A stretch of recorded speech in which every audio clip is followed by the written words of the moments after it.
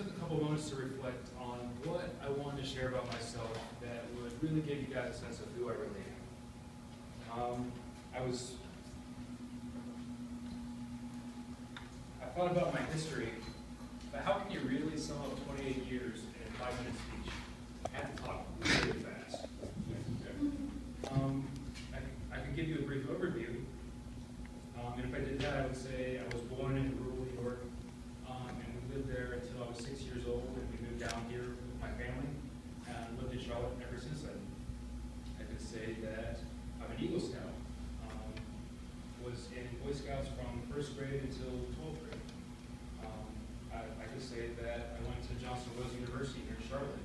I have a 4-year degree in food service management, and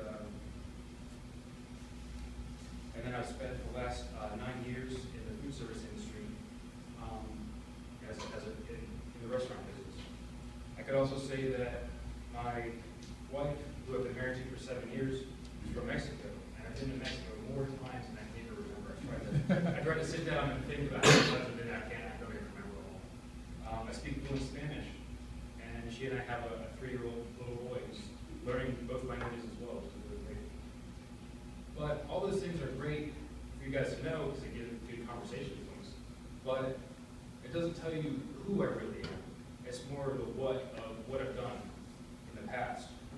And to get an idea of who I really am, we could travel back in time to February 2010. I was waiting for a ride after work, and my car had broken down, and I was getting bored, so I decided to walk over to the local Harris Teeter. And I was going through the book section and saw a purple and black book that caught my eye. So I picked it up and started thumbing through it, and I was like, there's things in there that I'd never even heard of or thought of before.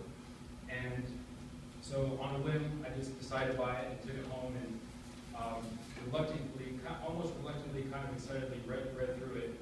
I was either read that or play video games, and eventually reading the book won over, so I was able to finish it out. And I'm so glad I did because it completely changed my outlook on life and how I look at the world and everything like that. So what book was it, you may ask? Well, it was written in '97. And it spent 6 years on the New York Times bestseller list in the self-help category and the business category. The author, Robert Kiyosaki, started a business, a company that does mentorships, does education, financial education. He's written tons of books. He has his advisors write tons of books. It's literally changed the lives of thousands, if not millions, of people across the country and the world. It was Rich Dad Poor Dad. First book. It talked about financial education. It talked about how to get financial freedom by building your cash flows to where your monthly cash flow is greater than your monthly expenses, and now you're financially free. You don't have to work ever again, which I thought was just amazing. I never heard that before. So I set out on a path of self-discovery and to learn more about it. I started reading all his books, I started reading other books, and I started meeting people who had the same ideas and the same thoughts, and started to learn more and more about it. And all that comes together in your mindset. It's the scarcity mindset versus the abundance mindset.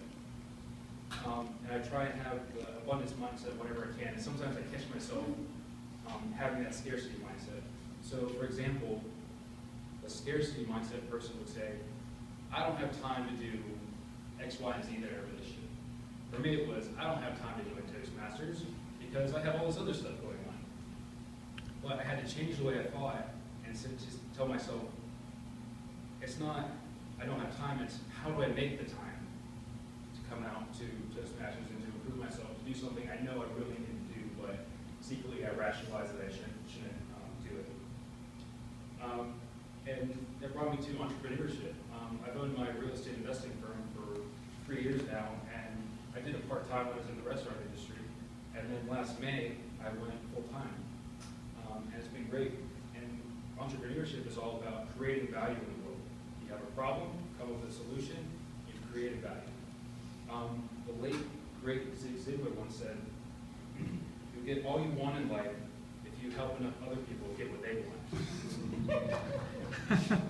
And that's just something I try to live by every single day.